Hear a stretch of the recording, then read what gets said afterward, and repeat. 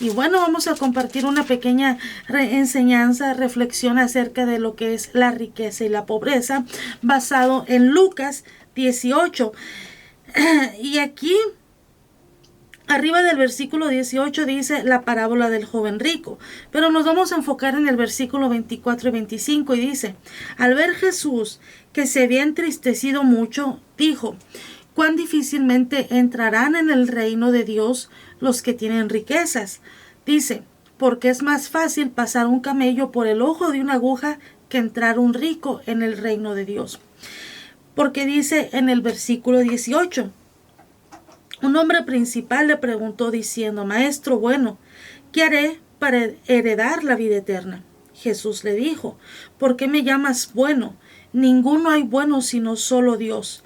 Los mandamientos sabes: no adulterarás, no matarás, no hurtarás, no dirás falso testimonio, honra a tu padre y a tu madre.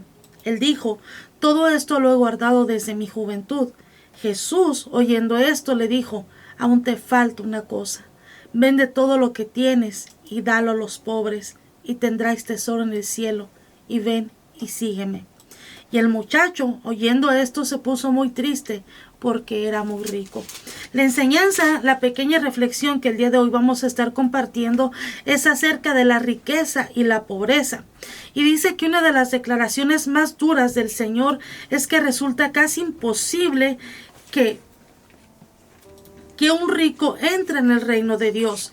Sin embargo, no es sino una de varias declaraciones que hizo sobre la riqueza y la pobreza, con las cuales dio una perspectiva que repartieron los apóstoles en varias cartas del Nuevo Testamento. ¿Qué son las riquezas? Las riquezas es el punto de vista que prevalecía entre los judíos del Nuevo Testamento, era que ser rico indicaba el favor especial de Dios, y que ser pobre era señal de falta de fe y desaprobación de parte de Dios. Un ejemplo: los fariseos pensaban que de esa manera y se burlaban de Jesús por su pobreza. Aunque ese concepto se repite en este tiempo, Cristo lo rechaza con firmeza. La palabra identifica el afán y la codicia de las riquezas con la idolatría, que es algo demoníaco. Y dice que debido al poder demoníaco asociado con las posesiones, a menudo el deseo y la ambición de las riquezas esclavizan, y es aquí donde nosotros tenemos que ser muy atentos y estar enfocados en lo que Dios quiere para cada uno de nosotros. No necesariamente porque seamos pobres quiere decir que estamos desaprobados del favor de Dios. No, sino que también Dios está trabajando en cada uno de nosotros. Según la perspectiva de Cristo, las riquezas son un obstáculo para la salvación y el discípulo. Dan una falsa sensación de seguridad y engañan y exigen absoluta lealtad del corazón. Los ricos suelen vivir como si no tuvieran necesidad alguna de Dios. Y muchas veces, al buscar las riquezas, ahogan su vida espiritual y caen en la tentación y caen en el lazo del enemigo, en el desenfoque, por las cuales abandonan la fe de nuestro Señor Jesús. La fe salvadora. Con demasiada frecuencia los ricos se aprovechan de los pobres, así que ningún creyente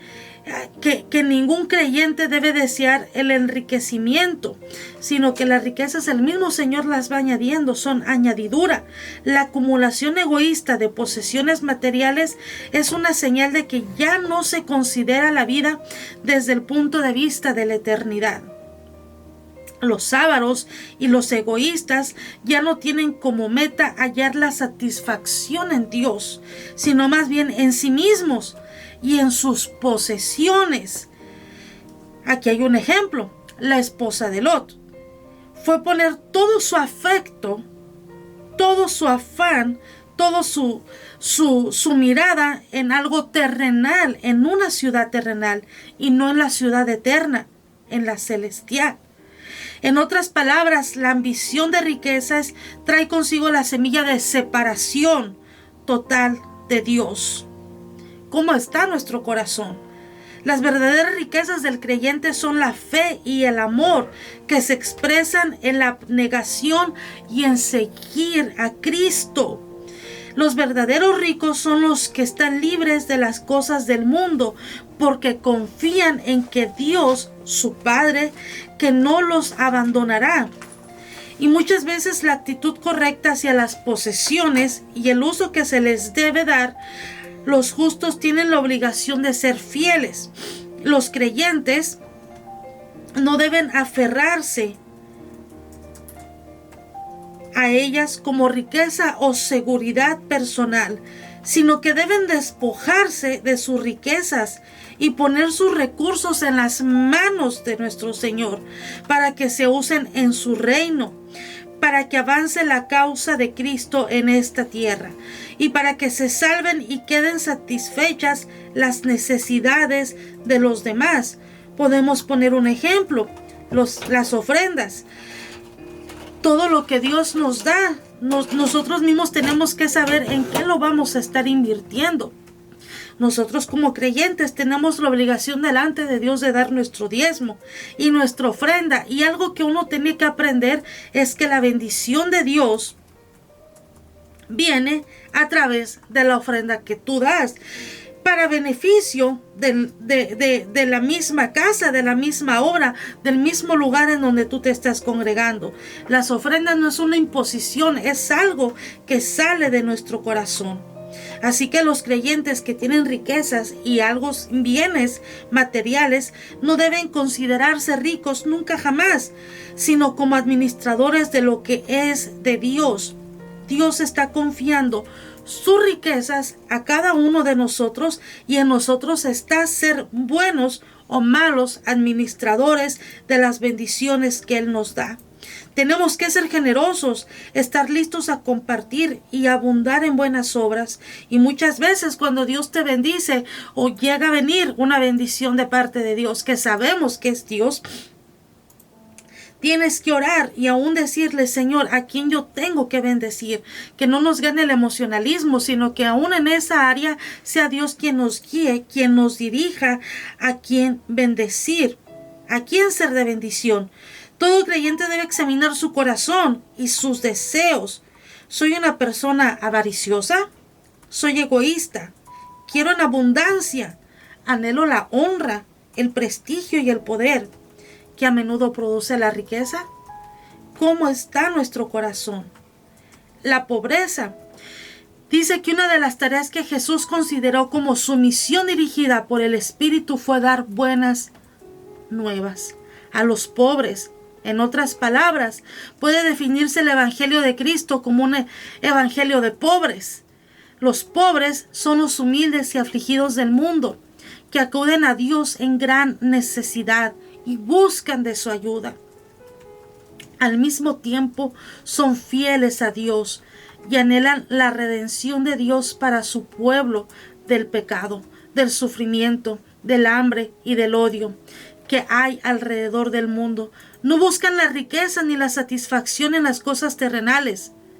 No hay duda de que los pobres que pertenecen a Dios recibirán liberación del sufrimiento, de la opresión, de la injusticia y de la pobreza. La ayuda debe llegarles en parte mediante ofrendas que nosotros como hijos de Dios damos. Dice que han sido bendecidos con bienes. Dios ve a su pueblo en pobreza y afirma, tú eres rico. De ninguna manera puede considerarse ese pueblo pobre como espiritual o moralmente inferior. Nunca, jamás. Y lo que dice Apocalipsis 2:9, vamos a leerlo. ¿Cómo está nuestro corazón? ¿Estamos ayudando al necesitado hoy en este tiempo? Tristemente, mucha gente se está dejando influenciar por las redes sociales y dice que aparentemente ayuda a los necesitados, pero solamente lo hace para ganar la fama del mundo, para apantallar, para decir que está ayudando, pero no lo está haciendo de corazón. Dice Apocalipsis 2:9, yo conozco tus obras y tu tribulación y tu pobreza, pero tú eres rico. y la blasfemia de los que se dicen ser judíos y no lo son, sino sinagoga de Satanás. Pobreza puede significar carecer de todo. La pobreza de los creyentes de Esmirna era extensa, estaban económicamente necesitados, aunque Cristo dijo que eran espiritualmente ricos, y esa es la mayor bendición que nosotros debemos de tener. Notes el contraste, lo contrario con la iglesia de Laodicea, que poseía riqueza en lo material, aunque se le consideraba espiritualmente desventurada, miserable y pobre. Muchas veces decimos que pobre, que no tiene, pero es la gente que más tiene delante de la presencia de Dios. ¿Cómo está nuestro corazón? Y uno ha mirado también videos donde hay gente que en verdad es gente enviada por Dios, y cuando tú miras los videos, aún se puede sentir hasta la misma presencia de Dios cuando se le está ayudando, porque lo están haciendo de una manera desconsiderada. De una manera en verdad por ayudar. Tristemente hay mucha gente en lo que son los países de Centroamérica, de Suramérica, lo que es Venezuela, que tristemente está bajo la opresión de los gobernantes, y donde hay gente que literalmente está viviendo en la calle, y podemos decir que es gente pobre, que es gente que necesita. Y algo que compartía yo la semana pasada, que era la envidia, y cómo contrarrestar la envidia con la compasión. Y es donde aquí nosotros como hijos de Dios tenemos que tener la compasión, tenemos que tener el corazón de Cristo para poder ayudar y para poder bendecir. Gloria a Dios cuando vienen bendiciones, cuando viene bendiciones económicas o materiales, y aún algo que uno ha compartido siempre y lo testifica desde que cuando llega una bendición, decirle al Señor a quién tú quieres que uno bendiga, porque muchas veces podemos decir tengo dinero, tengo esto, tengo lo otro, y mi emoción me puede ganar, pero en vez de ser de bendición puedo ser de aflicción para alguien más. Y aún en todo esto, que sea Dios, porque Dios tiene un exagerado interés por esa gente que podemos decir que es materialmente pobre, pero delante de la presencia de Dios puede tener más valor que cualquiera de nosotros. Y Dios tiene un interés tan grande. Y dice que de varias maneras Dios ha revelado su gran interés por el pobre, por el necesitado, por el oprimido. Uno está trabajando con mujeres dentro del ministerio, con mujeres que quizás tienen necesidad, y aún ayer en la noche, en la madrugada, yo le decía a Dios, ¿cómo yo puedo trabajar con esta mujer? ¿Cómo le puedo ayudar? ¿Cómo puedo ser de bendición? Porque ella a lo mejor no tiene trabajo, tiene necesidad, y tiene una gran necesidad, y yo le ponía todo, Señor, sobre la mesa. Pero también muchas veces son consecuencias de la desobediencia de esta persona, pero eso ya sería otro punto, eso ya sería otra enseñanza, otro punto a traer. Pero le digo, Dios, ella está pasando por una necesidad, ella viene a tu casa, yo sé que viene, se alimenta, recibe palabra, está esforzándose esto y lo otro, pero también es mi responsabilidad ayudarle. ¿Cómo yo le puedo ayudar para no entrometerme en lo que tú quieres hacer con ella? Dice que Dios tiene un interés. Dice que el Señor Dios es el defensor de los pobres y de los necesitados. Y Él se revela como su refugio, como su ayudador, como su libertador, como su proveedor. Y eso es algo que uno está orando específicamente por estas mujeres. Que aprendan a mirar a Dios como el libertador, como el que les ayuda y como el que les puede proveer. Porque muchas veces Dios nos va a bendecir a través de personas, de gentes que ni siquiera hemos conocido. Dice, cuando Dios les reveló su ley a los israelitas, Él proveyó varias maneras de eliminar la pobreza entre ellos. Él declaró su propósito total para ellos, como dice, para que así no haya en medio de ti mendigo, porque Jehová te bendecirá con abundancia en la tierra que Jehová tu Dios te da por heredad. para que lo tomes en posesión. Por eso Dios prohibió en su ley el cargo de interés sobre préstamos a los pobres. Y dice, si los pobres daban algo como garantía por un préstamo, puede ser ropa, la persona que prestaba el dinero tenía que devolver esa garantía antes de la puesta del sol. Si se encontraba una persona pobre para que trabajara para un hombre rico, debía recibir su pago cada día, de modo que pudiera comprar alimento para él mismo y para su propia familia. Durante la temporada de cosecha, el grano que cayera debía dejarse para que los pobres pudieran recogerlo para ellos mismos. En realidad se debía dejar sin cegar específicamente los rincones de los campos para que los pobres recogieran lo que quedaba. Todavía algo más sorprendente fue la orden que nuestro Señor dio, que Dios dio, de que cada 7 años se cancelaran todas las deudas de los israelitas pobres. El interés que Dios tiene por el necesitado, por el pobre. Tampoco podía un hombre de fortuna negarse a prestarle algo a un pobre sencillamente porque estaba muy cerca de ese 7º año. Además de proporcionar el año para la cancelación de deudas, Dios proveyó un año para la devolución de la propiedad, el año de jubileo, cada 50 años, cuando Él ordenó que toda la tierra que había cambiado de manos desde el anterior año del jubileo tenía que devolverse a la familia propietaria original. Y lo más importante de todo, la justicia debía ser imparcial. Ni los ricos ni los pobres debían recibir favoritismo alguno en los tribunales.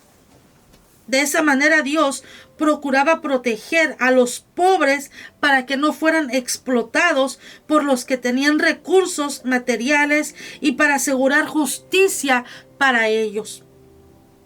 Desafortunadamente, los israelitas no siempre guardan las leyes de Dios. En vez de eso, muchos ricos se aprovechaban de los pobres y aumentaban su miseria. Por tales acciones, el Señor, por medio de los profetas, pronunció severas palabras de juicio sobre los israelitas.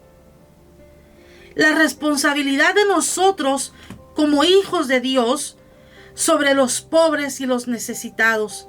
En el Nuevo Testamento, Dios instruyó a su pueblo a que manifestara un profundo interés por los pobres y por los necesitados. Un interés, una compasión que solamente Dios puede poner en cada uno de nosotros, sobre todo por los que estaban dentro de la iglesia cristiana. Gran parte del ministerio de Jesús fue para los pobres y para los desamparados de la sociedad judía, por quienes nadie más parecía interesarse, tales como los quebrantados, los oprimidos, los samaritanos, los leprosos, las viudas. Dios tiene un especial interés en las viudas, en la mujer desamparada y otros por el estilo. Él tuvo duras palabras de juicio para los que se aferraran a las posesiones del mundo y no hacer caso a los pobres. Jesús suponía y esperaba que su pueblo diera limosna para los pobres y necesitados. Jesús mismo practicó lo que predicó, teniendo una bolsa de dinero de la que él y sus discípulos daban al necesitado. En más de una ocasión, él les ordenó a los que deseaban ser sus seguidores que cuidaran de los pobres, que los ayudaran y les dieran dinero. Que eso acontezca en este tiempo, Dios, que esto acontezca en este tiempo. Jesús no consideró opcional tal dadivosidad. En realidad, una de sus normas de juicio para la entrada en su reino eterno es en sí que tenemos que ser bondadosos con los hermanos que están hambrientos, sedientos y desnudos. Dios nos manda a cuidar del necesitado. Y asimismo Pablo y la iglesia primitiva demostraron profundo interés por los que tenían necesidad. En los primeros tiempos del ministerio del apóstol Pablo, él y Bernabé, representado a la iglesia de Antioquía, llevaron una ofrenda a Jerusalén para los cristianos necesitados de Judea. Cuando se reunió el concilio en Jerusalén, ahí los que dirigían se negaron a declarar que la circuncisión era necesaria para la salvación, pero sí sugirieron que Pablo y sus compañeros se acordaran de los pobres, lo cual también procure con diligencia hacer. Una de sus metas en su tercer viaje misionero era recoger dinero para los pobres que hay entre los santos en Jerusalén. Dentro de la iglesia, dentro de tu congregación y dentro de mi congregación, hay gente que en verdad necesita. Ojo, hay gente que es mañosa y que está pagando sus consecuencias, pero en verdad en este tiempo dentro de una congregación hay gente que está necesitada. Él mandó sus iglesias tanto en Galicia como en Corintio que dieran para esa causa. Dice que cuando los creyentes de la iglesia de Corintio no dieron como él pensaba que debía dar, les exhortó con muchos detalles a que ayudaran a los pobres y necesitados. El elogio a las iglesias de Macedonia que ansiosa y voluntariamente le pidieron a Pablo que les permitiera participar. En cuanto al dar, en la epístola a los romanos, Pablo llega a afirmar que uno de los dones que el Espíritu Santo da a los cristianos es la virtud de dar generosamente para las necesidades de la obra o del pueblo de Dios. La prioridad de los creyentes en el cuidado de los pobres y necesitados son los hermanos en Cristo. Jesús comparó lo que se le da a otros creyentes con lo que se le compartía sus posesiones para ayudar y satisfacer las necesidades de cada uno. Pablo expone explícitamente el principio de una comunidad generosa. Así que, según tengamos oportunidad, hagamos bien a todos y mayormente a los de la familia de la fe. Dios quiere que quienes tienen abundancia compartan con los que tienen necesidad, de modo que no haya carencia ni desigualdad entre el pueblo de Dios. En pocas palabras, la palabra no da otra alternativa que ser sensibles con respecto a las necesidades materiales del prójimo, sobre todo los hermanos en Cristo Jesús. Dios quiere que seamos de bendición, que seamos de mucha bendición para todo aquel que lo necesita. Ojo, hay gente que está así por las consecuencias, porque en verdad han sido desobedientes y no han permitido que el Señor sea el que los bendiga. Pero si Dios nos pone bendecir, bendice. Que dice, pero es que mi esposo no quiere, no trabajo y esto y lo otro, pero acércate y vas a ver que esa persona se va a quebrantar, se va a sentir tan privilegiada de que tú vayas y le puedas proveer algo que a lo mejor ella en su intimidad, algo a lo mejor que ella en su soledad está pidiendo, está clamando por esa ayuda. Esta ha sido una pequeña y corta enseñanza, corta reflexión que Dios puso compartir para todos y cada uno de nosotros, porque Dios nos está bendiciendo, pero Dios quiere que también seamos de bendición para aquel que lo está necesitando. Espero que haya sido de mucha bendición y nos escuchamos aquí la próxima semana, si Dios lo permite.